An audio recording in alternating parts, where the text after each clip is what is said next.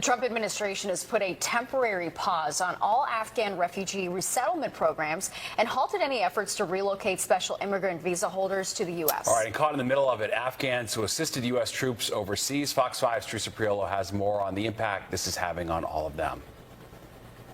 Our role there in Afghanistan was to interact with the wives and daughters, mothers of Taliban leaders, and to be able to corroborate information so that the strike force would be able to detain the right individuals. And so without them, it wasn't just my safety that was assured, but it was the lives of the many men that were out on these direct action night raids. It's not hyperbole to suggest Manaz Akbari and the women of Afghan's female tactical platoon helped ensure the success of U.S. forces in Afghanistan and in many cases save their lives.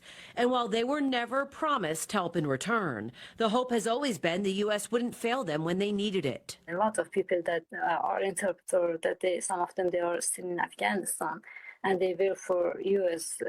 government, and they risk their life to serve their country also, and like work closely with U.S. government, but now they are really disappointed. Disappointed now that the Trump administration has temporarily paused all special immigrant visas, or SIVs, and its refugee resettlement program, which includes rehoming the Afghans that fought alongside U.S. troops in Afghanistan, those who were left behind when the U.S. pulled out in August 2021. I was talking with one of the FTP, actually. She tried like for 3 years to bring her family here, and she did the paperwork and everything was done, and her family received a call that they need to be ready in 24 hours. We are going to evacuate from Afghanistan. But unfortunately, like after a couple of hours, they called them and they said that your flight got canceled. Flights are canceled, plans are on hold. There are no answers, not from the State Department or the Defense Department. And while many have made it out over the last 3.5 years, their family members remain in a country under Taliban rule. She was hopeful that after the U.S. interview, the embassy interview, she would be given the visa, but now it's unknown. Mohammed asked that we not show his face. He worked for 4 years as an interpreter in Afghanistan. As soon as he was eligible for an SIV, he took it. His sister also worked alongside U.S. troops. She's currently stuck in Pakistan. There's a lot of other interpreters who actually have difficulty proving that they work with the U.S. Army. Some of them are injured. Some of them have lost their family members.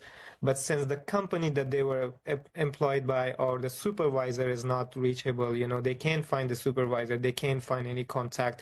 For them, the refugee status is something that was hopeful.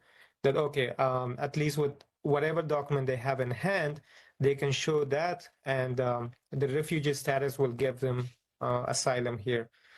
So right now, their life is like completely like unknown. It's estimated approximately 40,000 Afghans have had their flights canceled or their applications put on pause. We are talking about 20 years of war, right? There were very, very long employments.